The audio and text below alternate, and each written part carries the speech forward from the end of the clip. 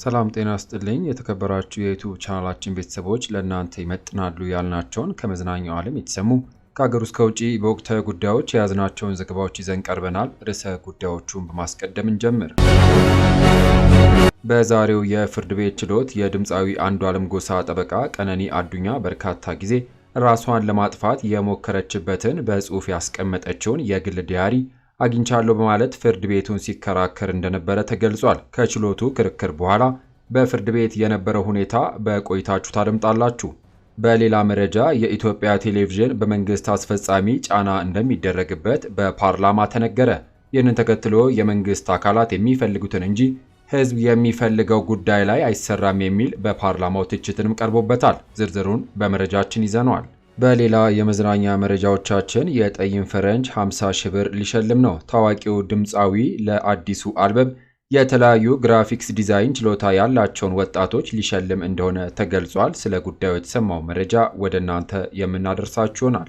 ክቡራን አድማጮች፣ በመቀጠል ብዙዎችን ግርምት ውስጥ የከተተው የንግድ ባንክ መረጃ። ትናንት በኢትዮጵያ ንግድ ባንክ ፕሬዝዳንት አቤ ሳኖ መንግስት ከንግድ ባንክ የተበደረው ብር መኖሩን ያመላከተ መረጃ ይፋ ማድረጋቸው ይታወሳል።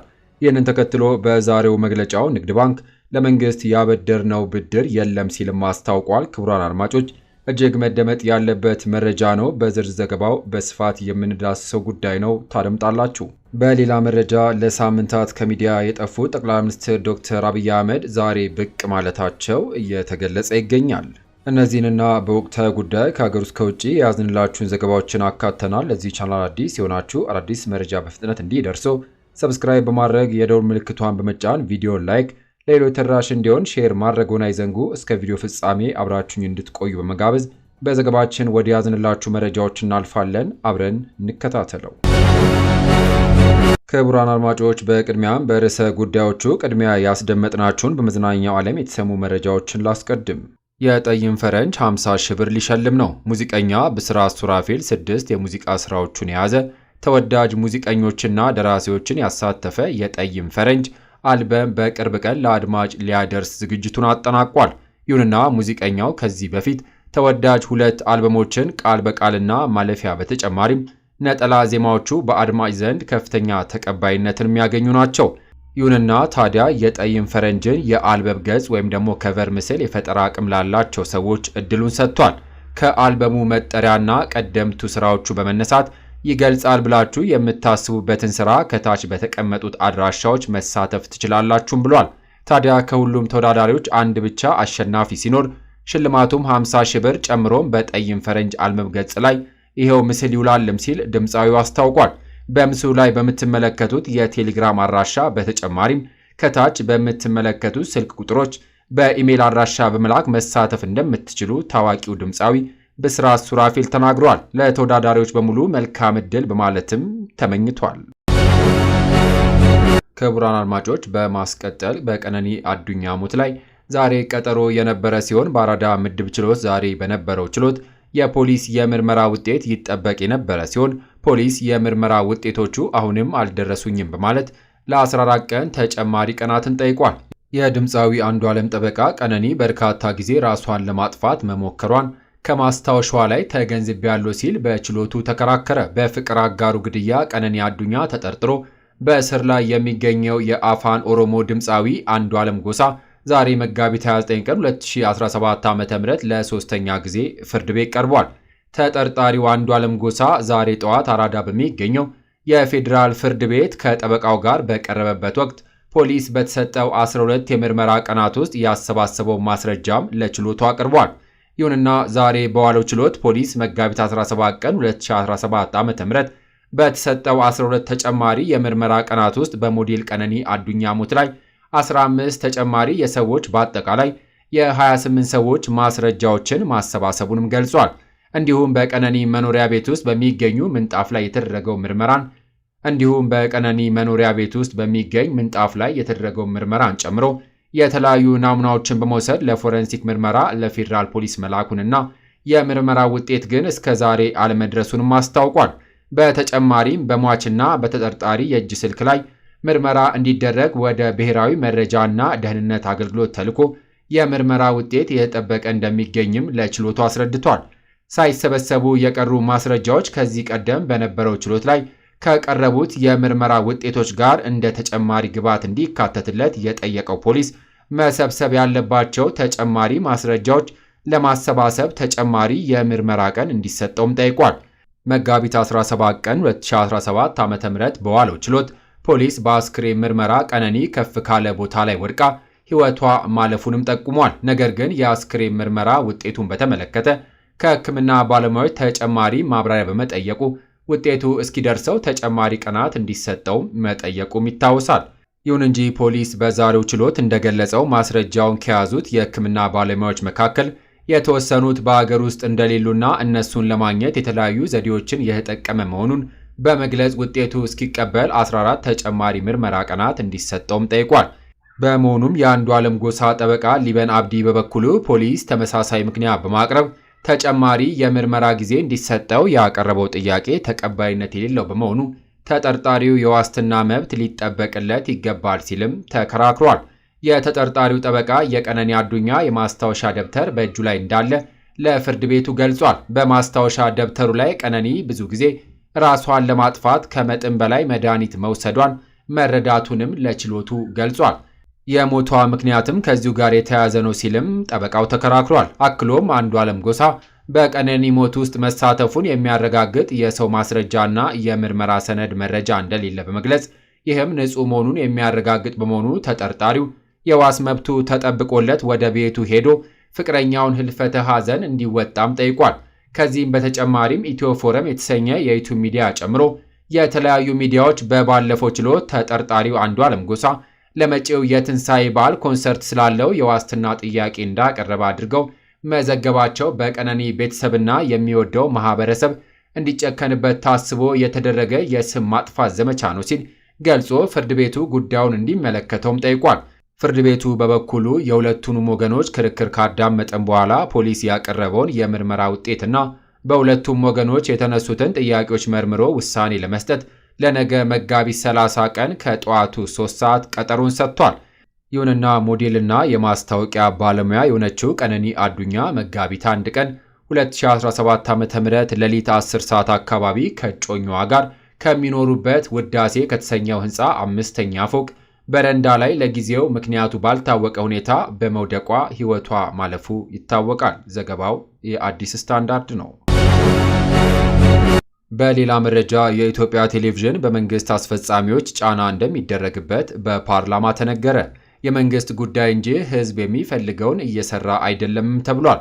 የኢትዮጵያ ቴሌቪዥን በመንግስት ስራ አስፈጻሚ አካላት ጫና ስለሚደረግበት የመንግስት አካላት የሚፈልጉትን እንጂ ህዝብ የሚፈልገው ጉዳይ ላይ አይሰራም የሚል የኦዲት ሪፖርት ትችት ቀረበበት።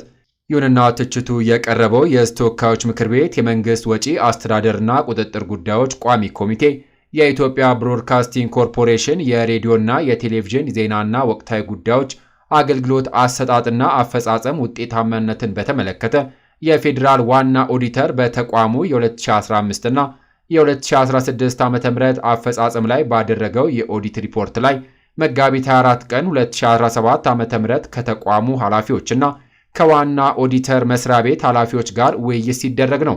የቋሚ ኮሚቴው ምክትል ሰብሳቢ ወይዘሮ አራሬ ሞሲሳ በሰጡት አስተያየት መንግስት የሚፈልገውን እንጂ ህዝብ የሚፈልገው ሚዲያ ላይ አይውልምም በማለት ገልጿል። ክቡራን አድማጮች፣ በማስከተል ሰሞኑን በተለያዩ ማህበራዊ ሚዲያ ሲዘዋወር የነበረው የጠቅላይ ሚኒስትር ዶክተር አብይ አህመድ መጥፋት በብዙዎች ዘንድ እያነጋገረ ነበር። በመሆኑም ጠቅላይ ሚኒስትሩ ዛሬ ተመልሰዋል።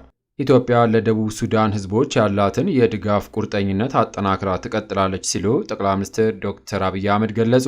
ጠቅላይ ሚኒስትሩ በማህበራዊ ትስስር ገጻቸው ከደቡብ ሱዳን ምክትል ፕሬዝዳንት ቤንጃሚን ቦልሜል ከወንድሜ ፕሬዝዳንት ሳልቫኪር ማያራዲት ይዘውት የመጡትን መልእክት ተቀብያለሁም ብሏል። ይሁንና ከምክትል ፕሬዝዳንት ጋር ውጤታማ ውይይት አድርገናል ያሉት ጠቅላይ ሚኒስትር አብይ አህመድ በደቡብ ሱዳን ወቅታዊ የጸጥታና ፖለቲካ ችግሮችን ለመፍታት ሁሉን አቀፍ ቀጠናዊ አካሄድ እንደሚያስፈልግም ገልጿል። ኢትዮጵያ ለደቡብ ሱዳን ህዝቦች ያላትን የድጋፍ ቁርጠኝነት አጠናክራ እንደምትቀጥልም ጠቅላይ ሚኒስትሩ ገልጸዋል። በሌላ መረጃ ብዙዎቹን ግርምት ውስጥ የከተተው መረጃ ከንግድ ባንክ ትናንት በኢትዮጵያ ንግድ ባንክ ፕሬዝዳንት አቤ ሳኖ መንግስት ከንግድ ባንክ የተበደረው ብር መኖሩን ያመላከተ መረጃ ይፋ ማድረጋቸው ይታወሳል። ይሁንና በዛሬው በኢትዮጵያ ንግድ ባንክ መግለጫ የኢትዮጵያ ንግድ ባንክ ለመንግስት ያበደረው ብር አለመኖሩንም አስታውቋል። ባንኩ በወቅታዊ ጉዳይ ላይ ባወጣው መግለጫ በዚህ በጀት ዓመትም ሆነ ከዚህም በፊት አንድም ብር ለመንግስት በቀጥታ አበድሮ እንደማያውቅ በአጽንኦት ገልጿል።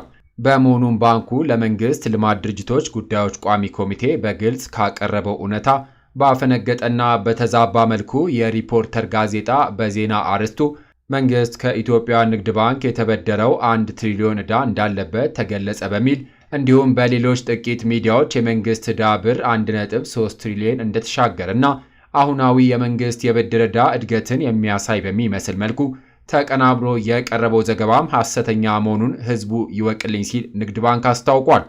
ይሁንና ባንኩ በዚሁ በጀት ዓመትም ሆነ ከዚያ በፊትም አንድም ብር ለመንግስት በቀጥታ አበድሮ አያውቅም። መንግስት ከሀገር ውስጥ የንግድ ባንኮች በብሔራዊ ባንክ በኩል ለሽያጭ ከሚያቀርባቸው የግምጃ ቤት ሰነድ ግዢ ውጪ በቀጥታ የመበደር አሰራርም ሆነ ልምድ የለውም ሲል የኢትዮጵያ ንግድ ባንክ አስታውቋል። ክቡራን አድማጮች፣ በመጨረሻም ከውጪ የትራምፕን ታሪፍ ተከትሎ ከ50 በላይ አገራት ለመነጋገር መጠየቃቸውን የአሜሪካ ባለሥልጣናት ተናገሩ። የዶናልድ ትራምፕ የታሪፍ ውሳኔን ተከትሎ ከ50 በላይ አገራት ወደ አሜሪካ ስለሚልኳቸው ምርቶች ለመነጋገር ዋይት ሃውስን መጠየቃቸው ባለሥልጣናቱ ተናግረዋል።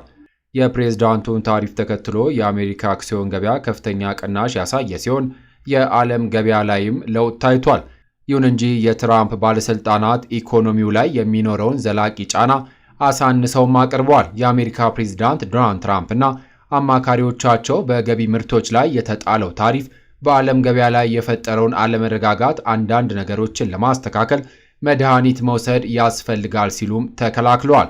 እሁድ ዕለት ወደ ኤርፎርስ 1 እያመሩ ባሉበት ወቅት ለጋዜጠኞች ጥያቄ ምላሽ የሰጡት ፕሬዝዳንቱ ታይቶ በማይታወቅ መልኩ ለመበልጸግ ስራዎችና ኢንቨስትመንት ዳግም ወደ አሜሪካ እንዲመለሱም ተናግረዋል። የትራምፕ ከፍተኛ ባለሥልጣናት ባለፈው ሳምንት ይፋ የተደረገው ታሪፍ በታቀደው መሠረት ተግባራዊ እንደሚሆን ገልጸው የኢኮኖሚ ሪሴሽን ሊኖር ይችላል የሚለውንም አጣጥለውታል። ይሁንና ትራምፕ ይህንን አስተያየት ከሰጡ ከሰዓታት በኋላ በኤስያ የአክሲዮን ገቢዎች ሰኞ ማለዳ በከፍተኛ ሁኔታ የቀነሱ ሲሆን የጃፓኑ ኒኬቢ በ6.3 በመቶ ሲወርድ የሆንግ ኮንግ ሃንግ ሴንግ ደግሞ 9.8 በመቶ ያህል ድርሻውን አጥቷል። ይሁን እንጂ አርብ ዕለት 3 የስቶክ ማርኬት አመልካቾች በአሜሪካ ከ5 በመቶ በላይ ማሽቆልቆላቸው የታየ ሲሆን ኤስኤንዲፒ 500 ደግሞ ከ2020 ጀምሮ በአሜሪካ የአክሲዮን ገበያ ታይቶ በማይታወቅ መልኩ በ6 በመቶ መቀነሱንም ገልጿል። ክቡራን አድማጮች፣ ከሀገር ውስጥ ከውጭ ለሰዓቱ ብታደምጧቸው ብለን የመራርንላችሁ ዘገባዎች እነዚህን ይመስሉ ነበረ። ከሰዓታት በኋላ በሌሎች በአዳዲስ ዘገባዎች እስከምንገናኝ ለሌሎች ለአዲስ መረጃዎች ተጨማሪ ትሩዝ ኢትዮጵያ ሶሻል ሚዲያን ሰብስክራይብ በማድረግ ቤተሰብ እንድትሆኑ ጋብዞታለሁ። በያለንበት የዓለም ዳርቻ ቸር እንቆይ።